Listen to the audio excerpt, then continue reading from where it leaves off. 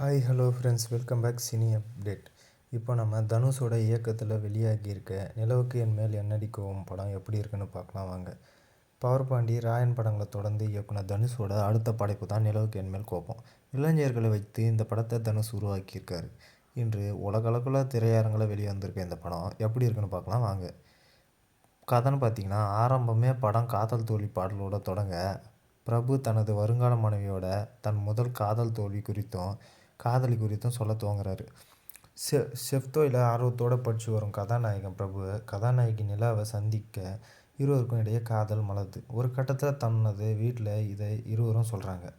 பிரபுவோட வீட்டில் தனது மகளின் விருப்பத்திற்கு கிரீன் சிக்னல் கிடைச்சாலும், நிலாவின் வீட்டில் அவரது தந்தை சரத்குமார் பிரபுவுக்கு நோ என கூறுறாரு. ஆனால் நிலா தனது வாழ்க்கை துணை பிரபு தான் என்று உறுதியாக இருக்காங்க. பிரபு எப்படிப்பட்டவன் என பழகி பார்க்க வேண்டும் என சரத்குமார் நினைக்கிறாரு. மகளின் விருப்பத்திற்காக பிரபுவிடம் பழகி பார்க்கும் சரத்குமார் வெறுப்பை மட்டுமே காட்டி வராரு.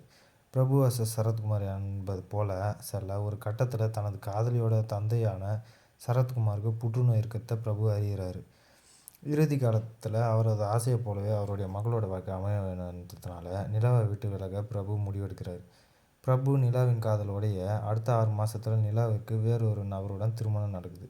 இந்த திருமணத்துக்கு பிரபு போகிறாரு. அதன் பின்னாடி என்ன நடந்துச்சு, நிலாவும் பிரபுவும் இணைஞ்சார்களா இல்லையான்றது தான் படத்தோட மீதி கதை. இயக்குனர் தனுஷ் மீண்டும் சிறப்பான திரைப்படத்தை தமிழ் சினிமாவுக்கு கொடுத்துருக்காருன்னு சொல்லலாம். சில இடங்களில் தொய்வு இருந்தாலும் அவையெல்லாம் படத்தை பெரிதாக கெடுக்கலை. ஒவ்வொரு கதாபாத்திரம் ரசிக்கப்படியாக இந்த காலத்து இளைஞர்களை கவரும் வகையில் அமைஞ்சிருக்காரு இயக்குனர் தனுஷ். ஹீரோ ஹீரோயினை தாண்டி அனைவரும் கவர்ந்த ஒரு கதாபாத்திரம் என்றால் அது மேத்யூ தாமஸ் நடித்த ராஜேஷ் கதாபாத்திரம் தான். கதாநாயகன் உயிர் நண்பனாக நடித்து நம்முடைய உயிர் நண்பனை நினைவு ஊட்டுறாரு. நகைச்சுவை காட்சியில் வேறு லெவல் பர்ஃபார்மன்ஸ். சரத்குமார், சரண்யா பொன்வண்ணன் ஆடுகளம் நிறைய அனுபவ நடிப்புக்கு படத்தோட பலமே. வழக்கமான காதல் கதை என கூறி இப்படத்தை தனுஷ் அடையாளப்படுத்தியிருந்தால் கூட சற்று வித்தியாசமான காதல் கதையாகவே தெரியுது. ஆனால் நகைச்சுவை காட்சி ஒர்க் அவுட் ஆனது போல் எமோஷனல் காட்சியில் நடிகர்களின் நடிப்பு பெரிதும் மனசை தொல்லை. இது படத்திற்கு மைனஸாக தான் அமையுது.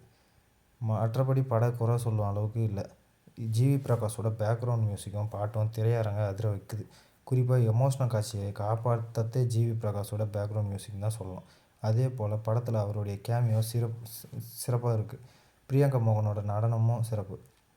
அனிகா, மேத்யூ தாமஸ், பிரியா வாரியர் ஆகியோர் இதற்கு முன் திரையில் பார்த்துருக்கோம். ஆனால் பவீன், ரஃபியா கத்தூன், வெங்கடேஷ் மேனன், ரம்யா ரங்கநாதன் ஆகியோர் அறிமுக படத்திலே தங்களால் முடிஞ்ச அளவுக்கு பெஸ்ட்டை கொடுத்துருக்காங்க. அதற்கு பாராட்டுகள் தான். ஒளிப்பதிவு படத்திற்கு பலம். பாடல்கள், காட்சிகளை ஒளிப்பதிவு மற்றும் கலையாக்கம் அழகாக காட்டியிருக்காரு. இந்த படத்துக்கு ப்ளஸ்ன்னு பார்த்தீங்கன்னா, நடிகர்களின் நடிப்பு, தனுஷோட இயக்கமும் திரைக்கதையும், பின்னணி இசை, பாடல்கள், நகைச்சுவை காட்சிகள் மற்றும் கிளைமேக்ஸ். மைனஸ்ன்னு பார்த்தீங்கன்னா, மனசை தொடாத எமோஷனல் காட்சிகள். மொத்தத்தில் நிலவுக்கு என் மேல் கோபம் படத்தை ஜாலியாக பார்த்துட்டு ஜாலியாக போங்க. இந்த படம் எப்படி இருக்குன்னு கமெண்ட் செக்ஷனில் கமெண்ட் பண்ணுங்கள். நம்ம சேனலை லைக் பண்ணுங்கள், ஷேர் பண்ணுங்கள், கமெண்ட் பண்ணுங்கள்.